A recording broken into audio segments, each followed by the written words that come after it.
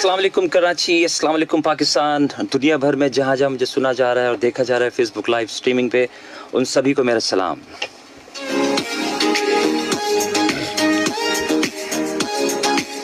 मैं हूँ आपका मेज़बान हफीज़ुर रहमान और आप लोग सुन रहे हैं प्रोग्राम रहनुमा।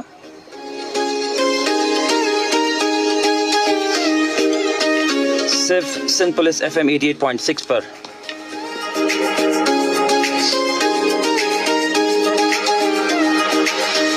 जनाब, मेरा और आपका साथ रहता है हर हफ्ते इतवार को शाम 4 बजे से 5 बजे के दरमियान।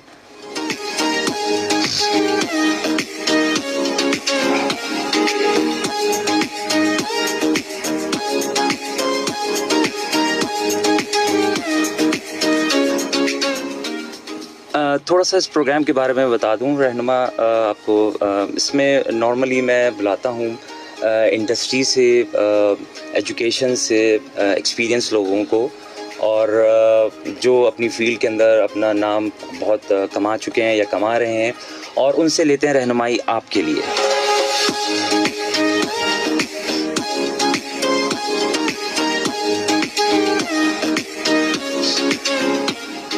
इससे पहले कि मैं अपने मेहमान की तरफ चलूँ, मैं आपको बता देता हूँ थोड़ा सा कि आपने कैसे हमारे प्रोग्राम में शामिल होना है। और इसका बहुत आसान तरीका है, आपने हमें कॉल करना है 0315000824 के ऊपर, या आप हमें SMS भी कर सकते हैं 8881 के ऊपर, आप हमें SMS कर सकते हैं।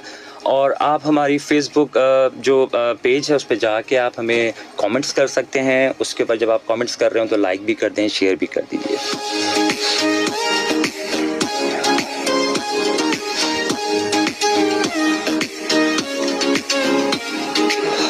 आज का जो प्रोग्राम का जो उन्वान है वो है career in procurement. Career in procurement से मुराद मेरी ये है कि सप्लाई चेन का एक बहुत ही अहम फंक्शन है। मैंने सोचा कि क्योंकि ये बहुत ज़्यादा रुझान में देख रहा हूँ और इसके अंदर काफ़ी लोग जो हैं उसको अपना एज अ करियर चुन रहे हैं, तो मैंने सोचा कि क्यों ना कोई ऐसे गेस्ट को मैं चुनूँ जो कि इस फील्ड के अंदर अपनी बहुत अच्छी एक्सपर्टीज़ रखते हैं। तो मेरे पास मेरे जहन में मेरे बहुत अच्छे दोस्त अकबर मंजूर साहब जो हैं उनको मैंने चुना, और उनका करियर जो है वो समझ लें कि 1998 से इस फील्ड के अंदर हैं अपने, और तकरीबन कोई 25 साल का तजुर्बा हो गया इनको। और मेरे साथ जो हैं तकरीबन कोई मुझे लगता है कि मेरे 20-22 साल से मेरे साथ हैं, बहुत अच्छे दोस्त हैं। बहुत ही इनको अगर मैं देखूं कि सॉफ्ट स्पोकन मुझे बहुत अच्छे लगता है इसका बात जब करता है ये मेरा दोस्त। और मैंने सोचा कि इनको बुलाया जाए और अपने जितने भी हमारे व्यूअर्स हैं उनके लिए कोई ऐसी अच्छी चीज़ इनसे लेते हैं जो कि आपको आपके करियर के अंदर आपको हेल्प करे।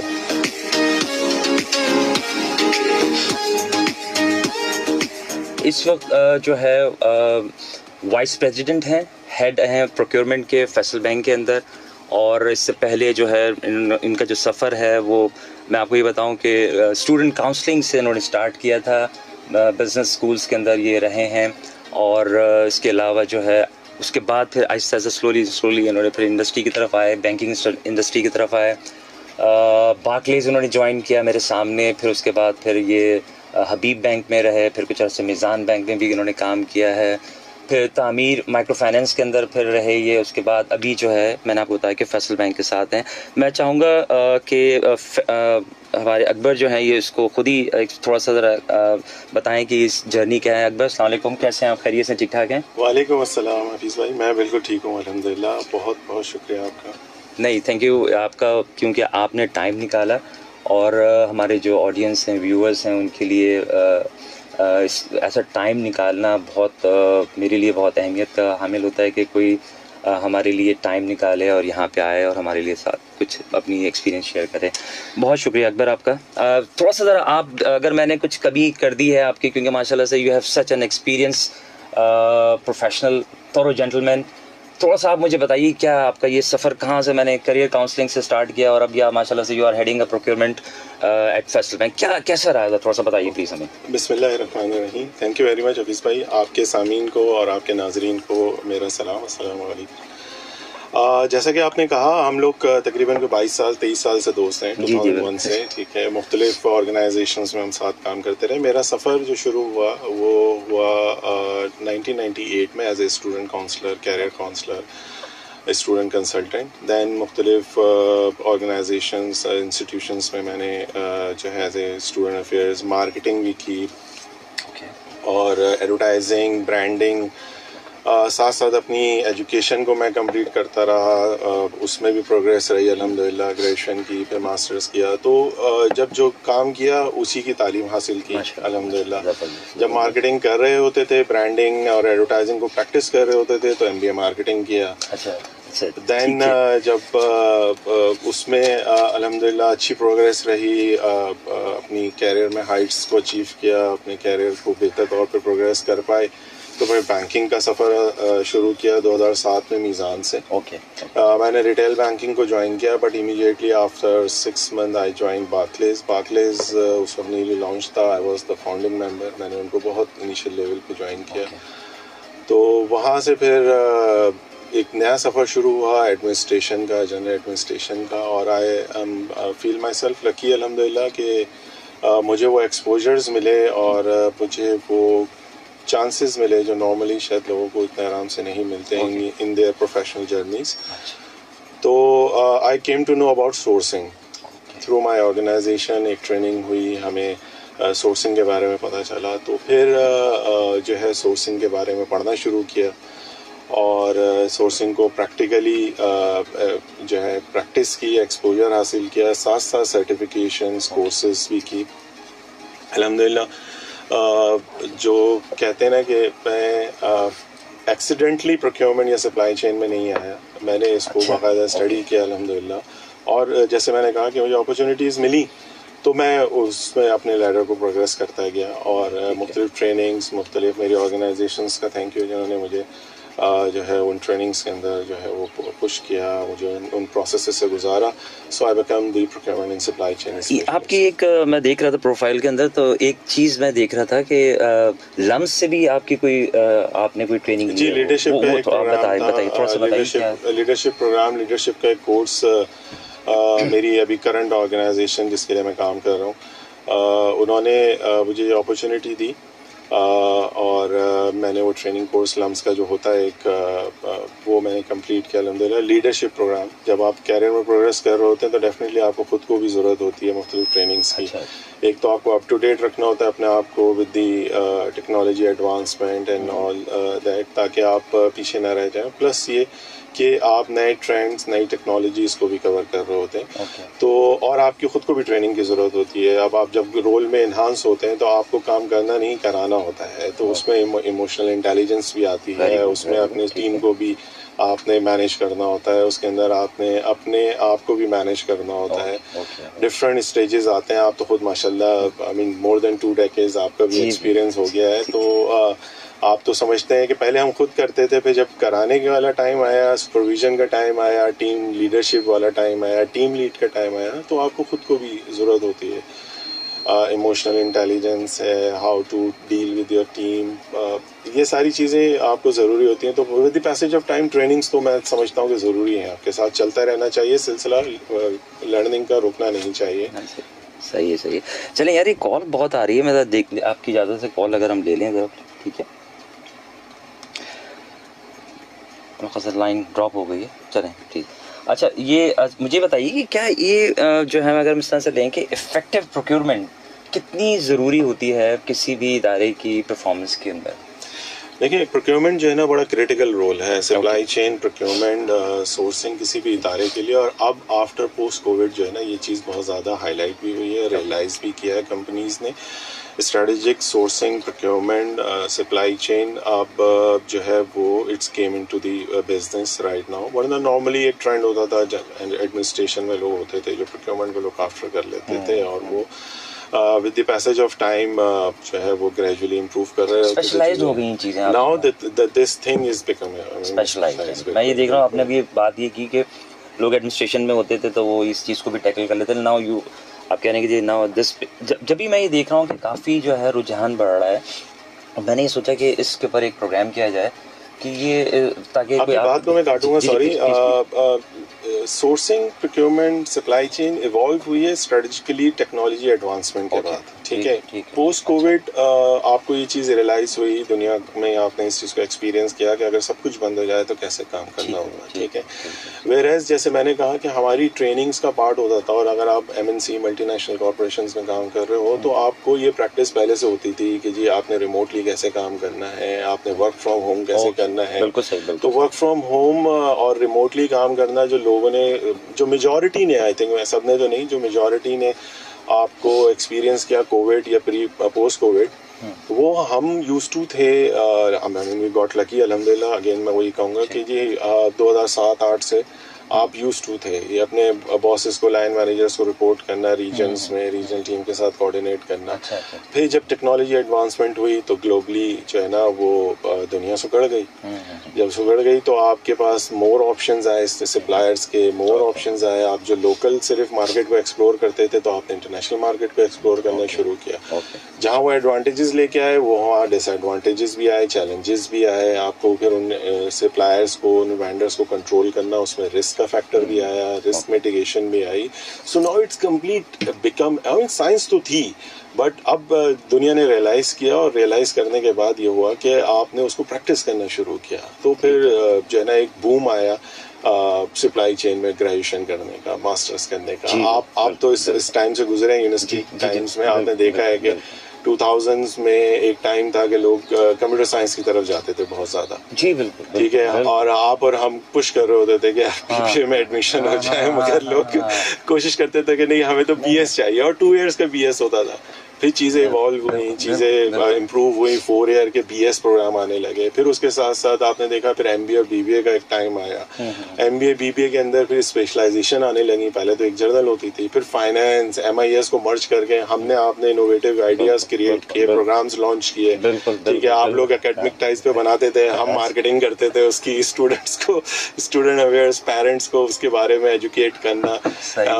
HEC से जाके आप लोगों ने प्रोग्राम अप्रूव कराए, हमने उसको मार्केट किया। ठीक है। तो उसके बाद फिर एक टाइम आया कि लोग प्रोक्योरमेंट की, मतलब BBA MBA की तरफ, बिजनेस मैनेजमेंट की तरफ आने शुरू हो गए, और उसमें डिफरेंट फील्ड्स आनी शुरू हो गए। और फिर सप्लाई चेन का एक बूम आया एक तरह से। जब आप इतने टेक्नोलॉजी ने एडवांसमेंट किया और दुनिया सुधर के ग्लोबली एक आ गई, तो अब आप कहीं भी बैठे हो आपको फ़र्क नहीं पड़ता। आप कोशिश करते हैं कि मैं डायरेक्ट जो मेन सप्लायर्स हैं, जो OEM हैं, जो ओरिजिनल या मैन्युफैक्चरर हैं, इक्विपमेंट मैन्युफैक्चरर हैं, उनसे डायरेक्ट जाके डील करें। मीडिएटर्स को, जो मिडल मैन है, उसको कम करें। इस तरह से प्रॉफिटेबिलिटी इंक्रीज करें, अपनी एफिशिएंसी इंक्रीज करें, टाइमलाइंस कम करें, अपने टारगेट्स को मीट करें, और you become a productive employee of your organisation, जिसमें आप टाइम भी सेव करें, जिसमें आप जो है वो पैसे भी सेव करें, और अच्छी genuine product with after sale. जो मेन चीज़ जो होती है वो तो ये थी कि आफ्टर वैल्यू एडिशन क्या कह रहे हैं, प्रोडक्ट की वैल्यू एडिशन में आफ्टर सेल सर्विस भी आती है, उसकी SLAs, AMCs, वो सारी चीज़ें जिसमें आप सर्विस लेवल एग्रीमेंट कह रहे थे, उसको एनुअल मेंटेनेंस एग्रीमेंट कह रहे थे। तो what actually you bring to your company, कि आप किस तरह से कितनी अच्छी डील क्रैक करते हैं अपनी कंपनी के लिए। ठीक। तो ये आपकी इफेक्टिवनेस उसी से पता चलती है कि जी आप एक स्किल्ड, ट्रेन्ड प्रोक्योरमेंट प्रोफेशनल है। आप एक्सीडेंटली, अगेन मैं वही बात रिपीट करूंगा कि आप एक्सीडेंटली नहीं आए, या with the passage of time plan के साथ आए, पढ़ के आए, सीख के आए, और उसको प्रैक्टिस कर रहे हैं। जब ही आपकी जो है वो आपको लोग एक्सेप्ट करेंगे, अदरवाइज ये नहीं होगा कि भाई आप आ गए तो बस, जैसे आपने एडमिनिस्ट्रेशन की बात की थी, एडमिनिस्ट्रेशन से होते होते आप अंदर आ गए, चलो यार आप अपनी इफेक्टिवनेस को प्रूव करेंगे, you become a effective tool of your organisation, उस स्ट्रेटजी का पार्ट होंगे। देखिए प्रोक्योरमेंट वाले जो होते हैं ना, वो आइसोलेशन में नहीं होते।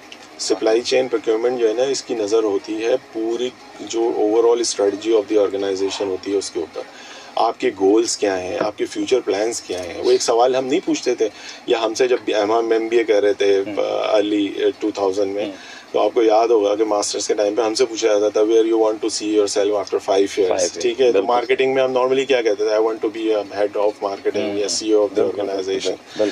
तो आप स्ट्रेटेजिकली ऑर्गेनाइजेशन कहाँ देख रही है 10 साल के बाद, 5 साल के बाद, और आपको उस प्रोसेस का पार्ट होना ज़रूरी है। आपको समझना चाहिए कि आपका रोल क्या है। जब तक उस स्ट्रेटजी को आप खुद भी अडॉप्ट नहीं करेंगे तो आप इफ़ेक्टिवली उसके अंदर अपना रोल प्ले नहीं कर सकेंगे, और जो ओवरऑल जो big horizon of the company या स्ट्रेटजी गोल है आपका, उसको आप अचीव नहीं कर सकेंगे, प्लस आप अपनी प्रॉफिटेबिलिटी में शेयर नहीं दे सकेंगे। नॉर्मली एक परसेप्शन हमारे बारे में ये है कि हम खर्च करने वाले लोग हैं, हम एक्सपेंस जनरेट कर रहे होते हैं, तो हमारी प्रॉफिटेबिलिटी कैसे है? हम वो सेल्स वाले तो है नहीं ना जो प्रॉफिट जनरेट करके लाएं या सेल्स करें, तो हम खर्चे वाले लोग हैं, तो हम उस खर्चे को कम कर सकते हैं। लेकिन नॉर्मली लोगों का ये परसेप्शन हो गया यार ये खर्चा करने वाला है, तो उसको मैं इफेक्टिवली प्रूव कर सकता हूँ ना कि मैं पिछले रेट से लेट से 5% कम पे डील क्रैक कर ली, लास्ट ईयर से रेट मैंने कम करा दिया। अकबर एक कॉल आ रही है जी। अस्सलाम वालेकुम, कौन साहब कहाँ से?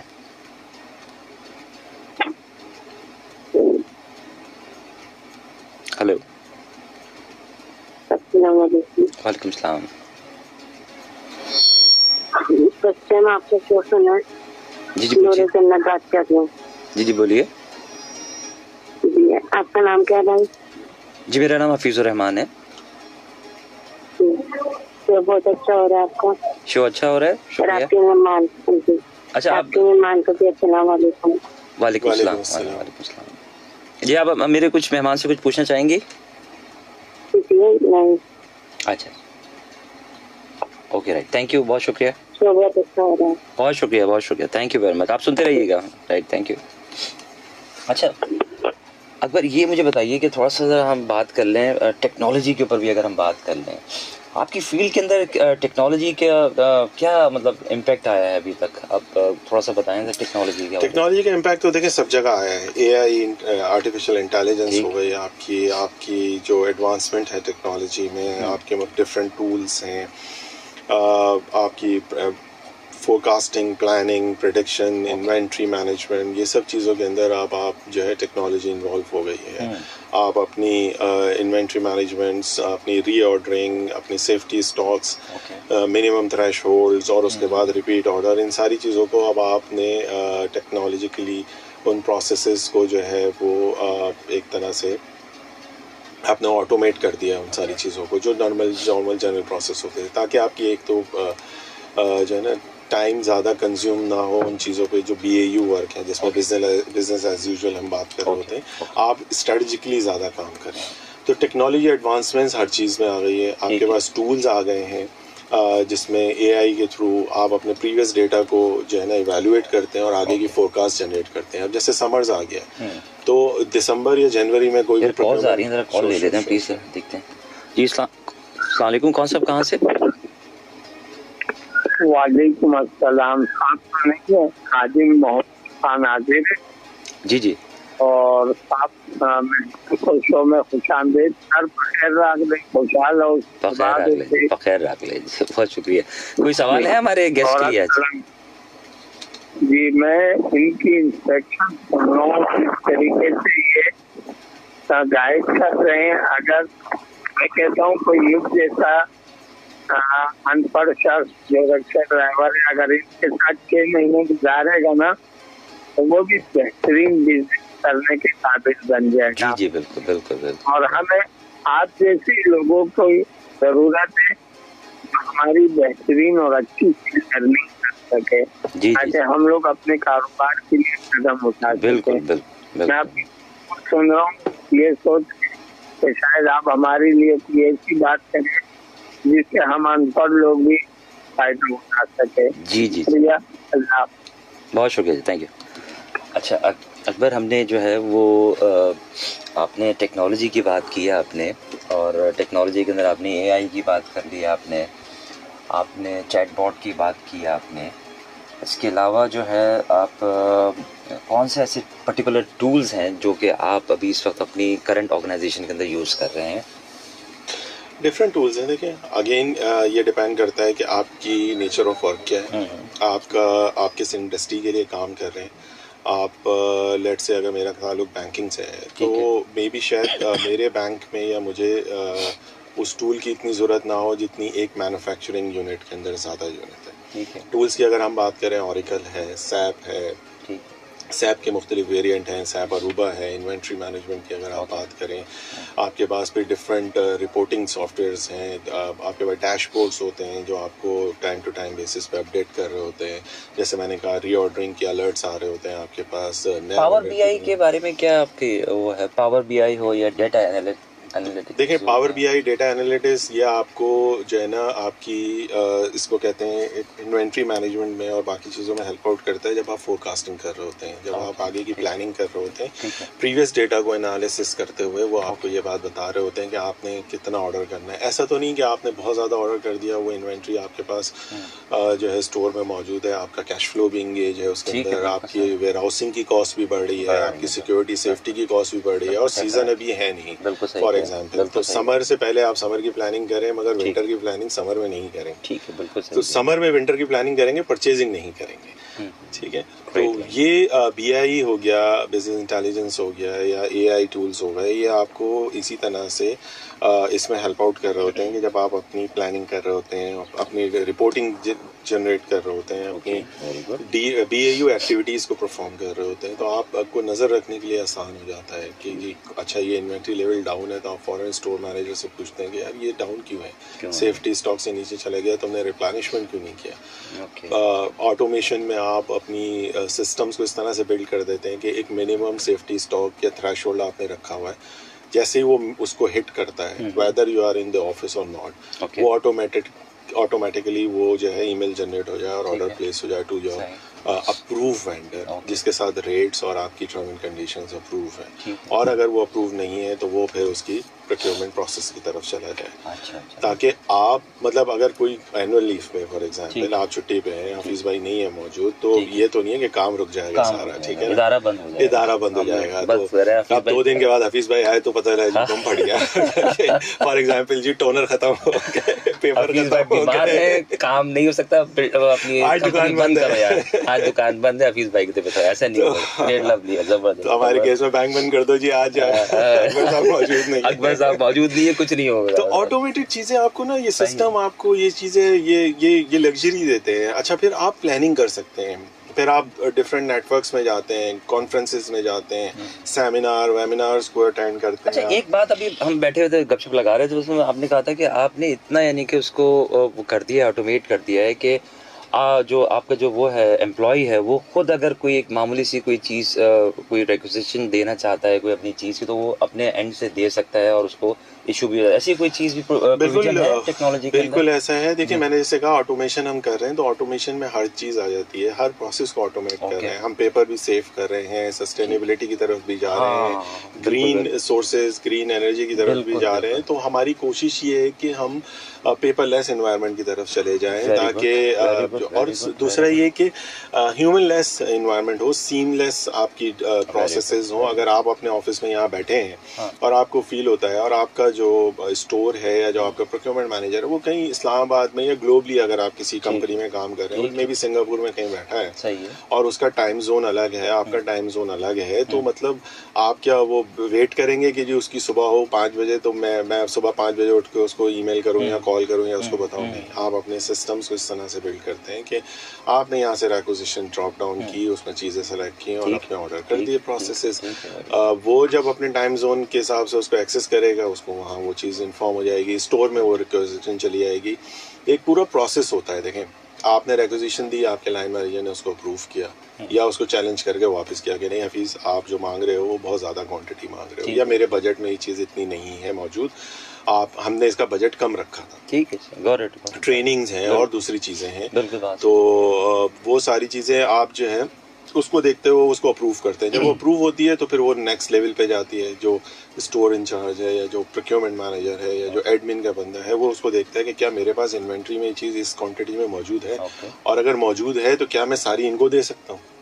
ऐसा तो नहीं है कि मेरे पास तो और भी रिक्वेजिशंस आ रही होती हैं, तो एक वक्त में तो वो सारी चीजें ऑटोमेट, यही ऑटोमेशन है सारी, यही प्रोसेस री इंजीनियरिंग है, और यही टेक्नोलॉजी का एडवांसमेंट है कि आपने अपने हिसाब से ऑर्डर किया, आपका ऑर्डर प्रोसेस हुआ, और वो डिलीवरी हो गई।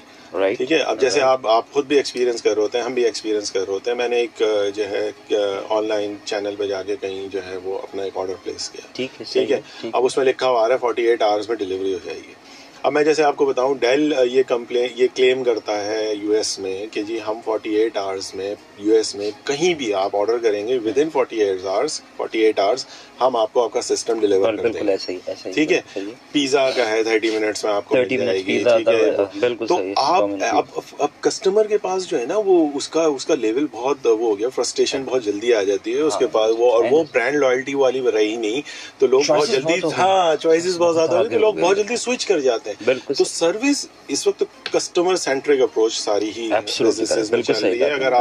अगर आप सर्विस नहीं देते तो नेक्स्ट टाइम वो नहीं आएगा। मैंने एक शर्ट ऑर्डर की, अगर वो राइडर मुझे कॉल करके कह रहा है सर जी वो आज नहीं कल दूंगा, एंड कमिटमेंट थी कंपनी की कि जी मैंने आपको 24 आवर्स में डिलीवरी देनी है, तो मैं फ्रस्ट्रेट होऊंगा ना यार कि यार एक बंदे की वजह से। तो हाँ, ऑटोमेशन ने इस ह्यूमन एरर को, इस चीज़ों को ख़त्म कर दिया है ताकि आपकी अपनी पर्सनल प्रेफरेंसेस चॉइसेस वो ना हो। अब रिक्वेजिशंस आ रही हैं तो मैं हफीज़ भाई से मेरी जो है ना वो बनती नहीं है, तो मैं हफीज़ भाई की रिक्वेजिशन साइड पे कर दूँ। एक साहब ने मुझे रिक्वेजिशन भी नहीं भेजी, मैं उन्हें डिलीवरी दे दूं पहले। सही, बिल्कुल सही। तो ये आपकी अकाउंटेबिलिटी बढ़ गई है, आपकी क्रेडिबिलिटी, ये सारी चीजें, ये सब उसके अंदर जो है ना वो अकाउंट फॉर हो रही हैं चीजें। तो ये टेक्नोलॉजी आपको हर तरह का कंट्रोल देती है, मैनेजमेंट को ये कंट्रोल देती है कि वो ओवरसी कर सके चीजों को, देख सके। बिल्कुल सही कहा। अच्छा अकबर, अभी आपने कुछ पेपरलेस एनवायरनमेंट की बात की थी, अगर हम उसको रिलेट करना चाहें SDG जो सस्टेनेबल डेवलपमेंट गोल के हवाले से अगर हम बात करना चाहें, तो आपके बैंक जो है वो सस्टेनेबल डेवलपमेंट के हवाले से आपसे क्या एक्सपेक्टेशन रखता है एज अ प्रोक्योरमेंट हेड के? यार आपने अपने वेंडर्स को कैसे जज करना है, कैसे उनसे जो है ऐसी चीज़ लेनी है जो एनवायरमेंटल फ्रेंडली हो, और आप क्या ऐसी स्ट्रेटजी यूज़ करें जिससे एनवायरनमेंट को या आपकी जो सस्टेनेबिलिटी जो है वो आप उसको गेन कर सकें? जी प्लीज़। अच्छा देखिए, इसमें सबसे बड़ा जो रोल आता है ना वो आपकी वेंडर सिलेक्शन का आता है। ओके। आप वेंडर ड्यू डिलिजेंस जब करते हैं तो आप इस बात को इंश्योर करते हैं, और वेंडर ड्यू डिलिजेंस के अंदर इस प्रोसेस को इंश्योर करते हैं कि मैं जिनसे सोर्सिंग करने जा रहा हूँ और वो आगे जिनसे रॉ मटेरियल एंड सोर्सिंग कर रहे हैं, are they socially governance and ethically compliance. क्या वो जो फ्यूल यूज कर रहे हैं, वो जो रॉ मटेरियल यूज कर रहे हैं, वो इन्वायरमेंट के लिए फ्रेंडली है या नहीं है? ठीक है। तो इस तरह आप मेक श्योर करते हैं पूरी सप्लाई चेन को कि जी मैं अपने बैंक के लिए अगर काम कर रहा हूँ और मैं एक लेट से कोरियर कंपनी के साथ काम कर रहा हूँ, या मैं किसी मैन्युफैक्चरर के जनरल मैन्युफैक्चरर है या फर्नीचर सप्लायर है, तो मैं उनको उनकी ड्यू डिलिजेंस का ये मैंने पार्ट बना दिया है या बना दूं कि जी क्या वो इन्वायरमेंटल फ्रेंडली है, नहीं है, इको फ्रेंडली है, सस्टेनेबल है, क्या वो उस 2030 वाले गोल के अंदर सपोर्ट कर रहे हैं एज ए नेशन, हम उस तरफ जा रहे नहीं जा रहे। आप मैं एक कोर्स पढ़ा रहा था तो वहाँ पहले ये देखा कि डेनमार्क और इस तरह की जो इन्वायरमेंट है तो कंट्रीज हैं, वहाँ लोगों में ये अवेयरनेस आ गई है कि वो क्वेश्चन करते हैं। आपने वो देखा होगा DHL का एक आया 1 माइल, लास्ट 1 माइल। तो लास्ट 1 माइल में क्या करते हैं वो बिजनेस एरियाज में, आपके मेन हब्स में अगर जाते हैं, या आपका जो डाउनटाउन होता है अगर उसमें डिलीवरी कर रहे होते हैं, तो वहाँ उन्होंने साइकिल वैन्स बना ली हैं। पूरी वैन लेके नहीं जाते, एक तो रश से बच जाते हैं, छोटे छोटे वो उन्होंने बकेट्स के साथ साइकिल्स बना ली हैं, वो इको फ्रेंडली भी हैं, और वो पार्सल लेके पहुंचता है बिल्डिंग के पास और जाके वो कर देता है। ये केस स्टडी हम एक पढ़ रहे थे और मैं पढ़ा रहा था, तो उसके अंदर हमने ये देखा FedEx है, DHL है, ये लोग हैं। तो ये आपकी इको फ्रेंडली है कि वो मतलब ठीक है, पूरी जर्नी है, पाकिस्तान से एक पार्सल जा रहा है अमेरिका में, ठीक है, या तो वो अगर पहुंचता है 5 दिन में, तो आखिरी 1 घंटा जो है ना वो ये कहते हैं यार इसको मैनुअल जाके पैदल जाके कर दो, उस साइकिल के थ्रू कर दो, या उन्होंने उन सिटीज के, जैसे चंडीगढ़ रोड है, अब चंडीगढ़ रोड पे एक बड़ा TCS का ट्रक आए, ठीक है, या छोटी छोटी गाड़ियां हैं जिनको ह्यूमनली लोग कर रहे हो, और एक उन्होंने क्या किया, एक कंटेनर बना दिया और उसके अंदर उन्होंने डंपिंग स्टेशन बना दिया। एक शाम के टाइम, रात के टाइम पार्सल्स आए, वहाँ डंप हो गए, और सुबह वो लोग आए साइकिल्स पे अपने अपने लेके निकल गए। तो उन्होंने टाइम को भी सेव किया, उन्होंने एनवायरनमेंट को भी सेव किया, रश आवर्स में, बिजनेस एरियाज में, बिजनेस बेस और जो डाउनटाउन्स हैं वहाँ डिलीवरीज भी प्रॉपर्ली करी। तो मैं ये केस स्टडी पढ़ा था तो आई केम टू नो कि यार अच्छा ये इस तरह से भी इन्होंने इफेक्टेड। तो ये इस तरह से बहुत सारी चीजें, और नेशन में इटसेल्फ ये अवेयरनेस आ गई है कि वो अब क्वेश्चन करते हैं अपने सप्लायर से, अपने वेंडर से, अपने सर्विस प्रोवाइडर से, कंपनी से कि जी आप ये कर कैसे रहे। कैसे बैक एंड पे आप ऐसा तो नहीं है कि अगर पेपर प्रोडक्शन हो रही है तो आप बहुत सारे ट्रीज को जो है वो इसके लिए मैं ये समझता हूँ कि आपने अगर थोड़े से पॉश एरिया में चले जाएं, जैसे हमारे डिफेंस क्लिफ्टन के एरिया में अगर आप चले जाएं, पढ़े लिखे इलाके में जहाँ लोग पढ़े लिखे होते हैं, तो वो अपने जो शॉपकीपर्स हैं उनसे इंसिस्ट करते हैं कि भाई आप हमें प्लास्टिक बैग नहीं देंगे। तो इसका मैं समझता हूँ कि बड़ा अहम रोल होता है कि एजुकेट करना। तो हम मैं तमाम प्रोग्राम्स के अंदर कोशिश करता हूँ कि जो भी इंडस्ट्री से लोग आ रहे होते हैं उनसे ये मैं पूछूं कि भाई आपकी ऑर्गेनाइजेशंस क्या सस्टेनेबल डेवलपमेंट के ऊपर क्या काम कर रही है। वेरी गुड, ठीक है।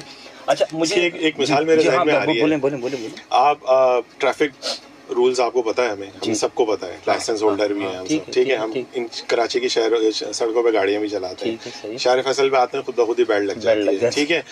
इवन पाकिस्तान से 2 घंटे की फ्लाइट पे हम दुबई जाते हैं तो बिल्कुल जो है ना हम जो है ना प्रॉपर ड्राइवर बन के सारे रूल एंड रेगुलेशन करते हैं। तो देखिए इम्प्लीमेंटेशन ऑफ द रूल्स भी बड़ी होती है। जैसे आपने कहा ना आपको अवेयरनेस है बट आप उसको इम्प्लीमेंट करवा रहे नहीं करवा रहे, यू मेक श्योर कि जी मैं जिससे सर्विस ले रहा हूँ वो मुझे उस चीज़ पे कंप्लाइंट करे।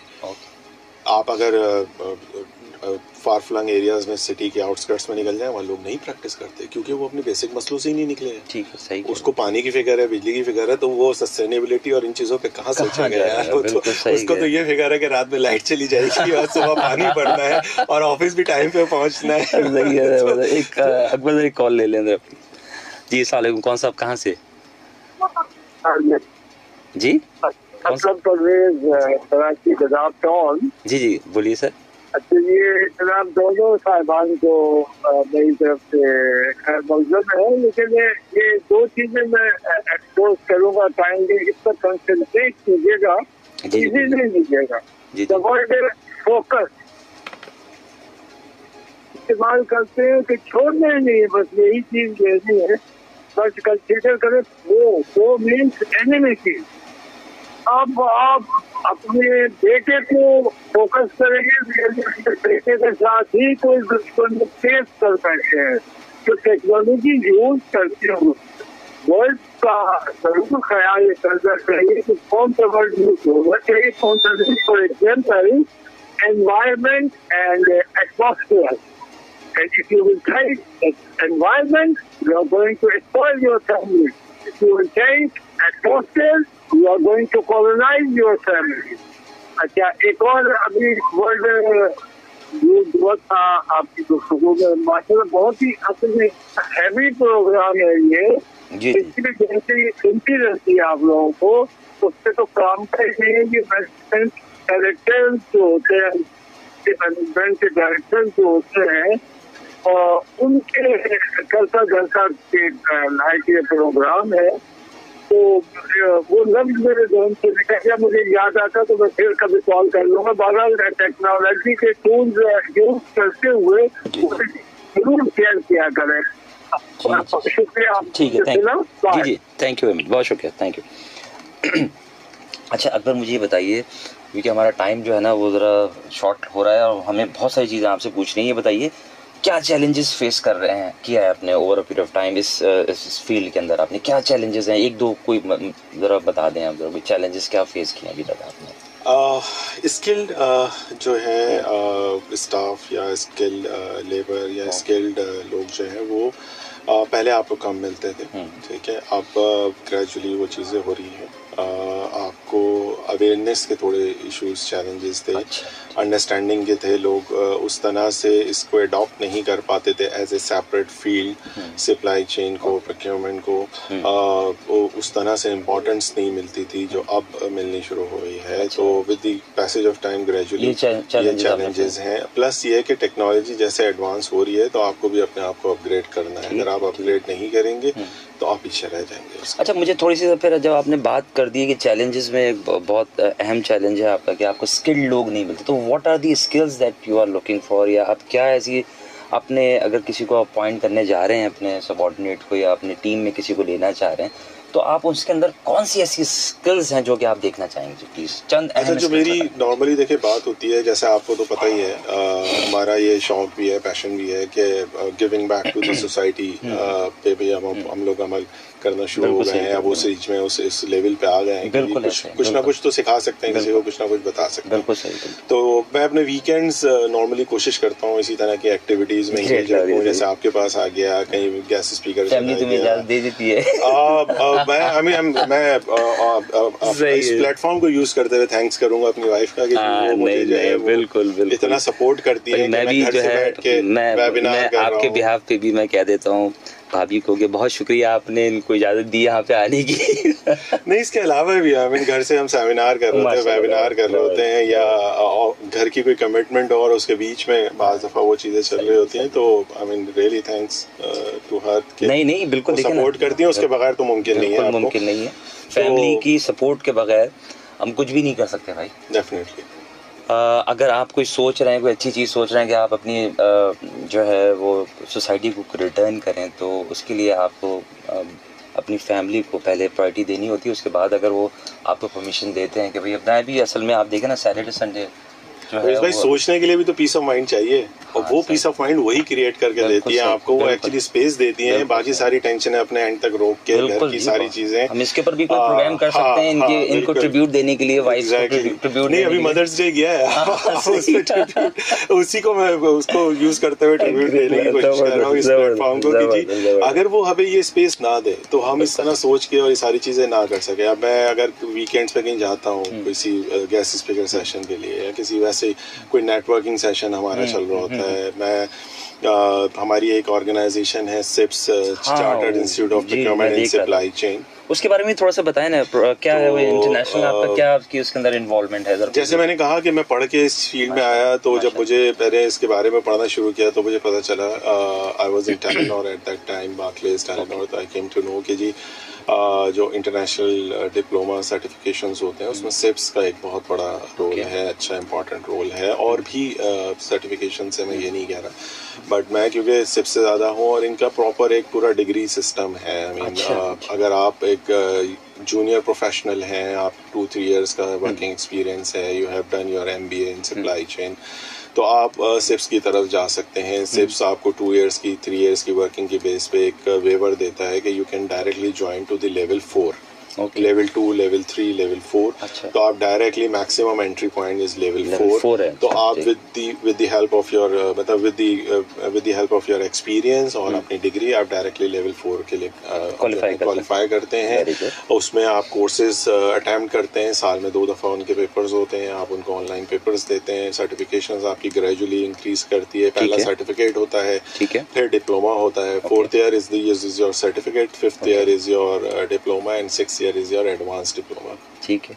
तो I am associated with CIPS अल्हम्दुलिल्लाह सिंस 2018, और इसकी हमारी एक नेटवर्क है प्रोफेशनल का प्रोक्योरमेंट्स का, जिसमें मुख्तलिफ चैप्टर्स हैं। कराची पाकिस्तान ब्रांच के, उसमें probably you are heading that chapter, मैं उसी तरफ आ रहा था। ये पाकिस्तान ब्रांच के अंदर डिफरेंट चैप्टर्स हैं, जिसके अंदर कराची है, लाहौर है, इस्लामाबाद है, and I am heading on a volunteer basis Karachi chapter को। अल्हम्दुलिल्लाह मेरे साथ पूरी टीम है प्रोफेशनल्स की, उसमें मेरे डिप्टी हैं और दूसरे हैं, वाइस चेयर हैं, वो 5 लोग हैं, 5 डिफरेंट इंडस्ट्रीज से, different professional procurement professional with their expertise. तो हम मुख्तलिफ सेशंस कर रहे होते हैं, वेबिनार्स, नेटवर्किंग मीटिंग्स, वीकेंड्स पे सोशल गैदरिंग, उससे हर तरह का ही बेनिफिट होता है। हमें इंडस्ट्री के बारे में मालूम पता चलता है, हम लोग यंग प्रोफेशनल्स को गाइड कर सकते हैं, जॉब क्रिएशंस, जॉब की रेफरेंस, हर तरह से उसमें आप एक दूसरे को सपोर्ट करते हैं। तो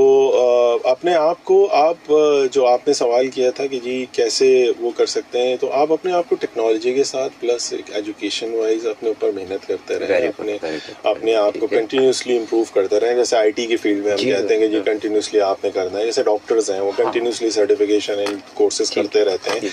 ये नहीं कि एक डिग्री कर ली और उसके बाद MBBS हो गया तो स्पेशलाइजेशन होती है, वो कंटिन्यूसली इम्प्रूव कर रहे होते हैं। तो अब जिस तरह से हर फील्ड में है, तो इसमें सप्लाई चेन में भी आप कंटिन्यूसली अपने आप को इम्प्रूव करते रहें, प्रोग्रेस करते रहें, सर्टिफिकेशन कोर्सेज करते रहें। मैं अभी भी अगर पढ़ा रहा होता हूँ तो उसमें भी मेरी काफ़ी लर्निंग हो रही होती है। नहीं तो वीकेंड्स खाली होते हैं तो मैं खुद कुछ ना कुछ कर रहा होता हूँ, ऑनलाइन कोर्सेज। मुझे पता चल गया है कि आप कुछ पढ़ा भी रहे हैं यूनिवर्सिटी के अंदर, मुझे खबर मिल गई थी। तो थोड़ा सा ज़रा मुझे बताएं ना, क्या मतलब अभी जब आप यूनिवर्सिटी में जाते हैं, जब पढ़ाने के लिए, जब अपना एक्सपीरियंस शेयर करते हैं, तो आप क्या यूनिवर्सिटीज़ जो हैं वो इक्विप्ड हैं, क्या वो ऐसा सिलेबस उन्होंने बनाया हुआ है, कोर्स कंटेंट उन्होंने बनाया हुआ है कि वो जब बच्चा पढ़ के निकले तो आप उससे रेडी है, वो आप उसको ऑन बोर्ड ले लेंगे, या उसके पर थोड़ा सा ज़रा बात करेंगे? नहीं, देखिए इम्प्रूवमेंट की गुंजाइश तो है। अभी मैं 2 यूनिवर्सिटीज़ में इत्तेफाक हुआ, उन्होंने मुझे इनवाइट किया, उन्होंने एक फोकस ग्रुप किया और उसका मकसद यही था कि जो उनकी आउटलाइन है, कोर्स आउटलाइन है, जो करिकुलम है, उसके ऊपर फर्दर वो फोकस करें और इंडस्ट्री एक्सपर्ट्स को बुलाएं और उनसे पूछें कि इसमें मज़ीद इम्प्रूवमेंट क्या हो सकती है। तो जैसे मैंने आपको बताया, सिप्स की एक पूरी हायरार्की है, कोर्स आउटलाइन है, तो हमने उस फोकस ग्रुप में मैंने यही सजेस्ट किया कि आप अपनी कोर्स आउटलाइन को इस तरह से अलाइन करें कि वो बच्चा जब पढ़ के निकले तो वो इंडस्ट्री से अलाइन हो। हमारे यहाँ बड़ा गैप है, एकेडमिकली आप जो पढ़ रहे होते हैं और जो प्रैक्टिकली हो रहा होता है ना, वो शौक उसको जब मिलता है बच्चे को, जब वो इंटर्नशिप के लिए जाता है या जब वो अपनी जॉब कहीं ज्वाइन कर रहा होता है, ठीक है। तो उसका एक माइंडसेट अलग चल रहा होता है कि जी मैं, उसकी अपने गोल्स होते हैं, उसने अपनी हाई जो है ना एक्सपेक्टेशंस रखी होती हैं कि जी मैंने MBA कर लिया, अब तो मैं डायरेक्ट असिस्टेंट मैनेजर लगूंगा और मेरी इतनी सैलरी होगी और मैं डायरेक्ट MTO या MT प्रोग्राम्स में होगा। रियलिटी में हर कोई इतना लकी नहीं होता, तो हर कोई इतना लकी नहीं होता। तो आपके कोर्स आउटलाइन, अब मैं जो कोशिश कर रहा था SFC के वगैरह में, वो एक मिनट मैं कॉल ले लूँ सर प्लीज। जी अस्सलाम वालेकुम, कौन साहब कहाँ से? अस्सलाम वालेकुम अदा। वालेकुम सलाम जी अदा। सर मैं भूरा फकीर बात कर रहा हूँ, रोड़ी से। जी जी साईं, हुक्म। आपको, आपके पूरे टीम को, तमाम खूबसूरत समाजों से अल्लाह पाक खुश हो और आबाद रखे। और पाक आर्मी के जवान, नेवी के जवान, मिलिट्री के जवान, एसपी के जवान, पुलिस के जवान, ट्रैफिक पुलिस के जवान, सिंध पुलिस जिंदाबाद। बिल्कुल बिल्कुल, खुश हो, आबाद रखे। मेहरबानी सही, मेहरबानी। भूरा फकीर को भी बोला कुछ क्या कराची का हाल हवाले इधर तो तकरीबन गर्मी है तो कम 50, कराची का क्या हाल हवाले था बाबा? बहुत अच्छा मौसम है और बड़ी मेहरबानी, बहुत शुक्रिया आपकी कॉल का।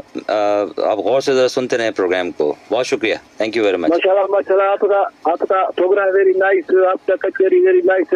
हमारा खान बाबा है ना, खान बाबा हमको प्रोग्राम सुनाते हैं, कभी वाहिद भाई हैं, कभी अबू बकर भाई सुनाते हैं, कभी नाज़िम साहब है ना, वो भी सुनाते हैं। उनका मेहरबानी है, वो हमें प्रोग्राम सुनाते हैं। तो कहाँ कराची, कहाँ सकरोड़ी, आपकी मोहब्बत है, आपका प्यार है, खींचा लेके आता है। सर जी देखो ना, अगर हम यहाँ कपूर से रेडियो सुन रहे हैं, FM सुन रहे हैं, अपने खेती बाड़ी में काम कर रहे हैं, किसकी वजह से? पाक आर्मी की वजह से, रेंजर्स की वजह से, पुलिस की वजह से, नेवी की वजह से। क्योंकि पादरे पे कौन बैठा है मेरी जान? हमारे पाक आर्मी के जवान बैठे हैं ना। हम उनको खुश रखे, आबाद रखे, क्योंकि कोई करे अगर हम दुआएं देते रहेंगे, क्योंकि दुआ देने में खर्चा आता है, पर्चा कटता है। मौला सबको खुश रखे, आपके को मौला खुश रखे, आपकी फैमिली को अल्लाह खुश रखे, आबाद रखे। पाकिस्तान पाक, आर्मी पाक, रेंजर्स पाक, एयरफोर्स पाक, नेवी पाक, मिलिट्री पाक, पुलिस पाक, बॉर्डर पुलिस, पाकिस्तान जिंदाबाद। Thank you.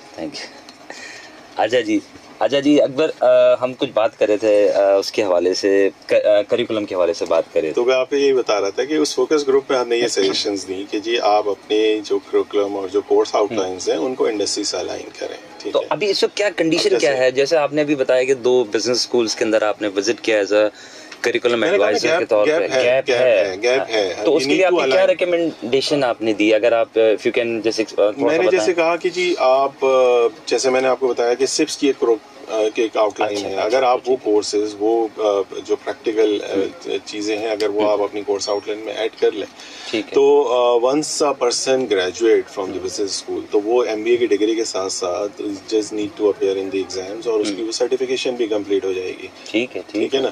तो और फिर प्लस ये कि उसको वो गैप फील नहीं होगा। मतलब वो कोर्सेज पढ़ के जाएगा जो प्रैक्टिकली वहाँ पर इम्प्लीमेंट हो रहे हैं, वो टेक्नोलॉजीज, वो टर्मिनोलॉजीज उसको पता होंगी जो वहाँ पर यूज हो रही हैं, जो वहाँ प्रैक्टिकली इम्प्लीमेंट हो रही हैं, जो प्रैक्टिस है। तो वो जाके अपने आप को शुरू में ना एलियन फील नहीं करेगा कि मैं कहाँ आ गया। वहाँ जो एक लैंग्वेज चल रही होती है ऑफिस की, एक माइंडसेट होता है, हाँ, तो वो उसमें जाके फौरन ही मिक्स हो जाएगा, क्योंकि उसको वो चीज पीछे से पढ़ के आ रहा होगा। Great, lovely. अच्छा अकबर, हमारा प्रोग्राम का वक्त अब खत्म हो जाता है। मैं चाहूंगा कि आप एक एडवाइस न्यू जो बच्चे आना चाह रहे हैं इस फील्ड के अंदर, प्रोक्योरमेंट के अंदर, कोई एडवाइस देना चाहें तो आप प्लीज़ दे सकते हैं। मेरी एडवाइस, खैर मैं अपने एक्सपीरियंस से बस यही कहूँगा कि मेहनत करें और अपनी जो है कोई यूएसपी क्रिएट करें, यूनिक सेलिंग पॉइंट, जो आपको डिफरेंट, जो आपको मुमताज़ करे दूसरों से। सप्लाई चेन मास्टर्स बहुत सारे होते हैं, हर साल ग्रेजुएट हो रहे हैं, हर बिजनेस स्कूल से लोग ग्रेजुएट हो रहे हैं। तो आपका वो यूनिक सेलिंग पॉइंट क्या है, अपनी वो स्किल, अगर आपको लगता है कि मैं नंबर्स में बेहतर हूँ तो उस स्किल को पॉलिश करें और अपना एक यूनिक सेलिंग पॉइंट कोई क्रिएट करें, जिससे कोई एम्प्लॉयर मुझ जैसा, अगर मेरे पास बहुत सारे सीवीज आए तो मैं आपको उसमें से चूज़ कर सकूँ, पिक कर सकूँ। यूनिक सेलिंग पॉइंट, अपना यूनिक सेलिंग पॉइंट आपने बनाना है जी। अकबर, बहुत शुक्रिया आपका, थैंक यू वेरी मच, आपने इतना हमें टाइम दिया और हमें गाइड किया। इसके साथ ही इंशाल्लाह कल आपसे मुलाकात होती है नए मेहमानों के साथ। उस वक्त तक के लिए इजाज़त दीजिए। पाकिस्तान जिंदाबाद, पाकिस्तान पाइंदाबाद।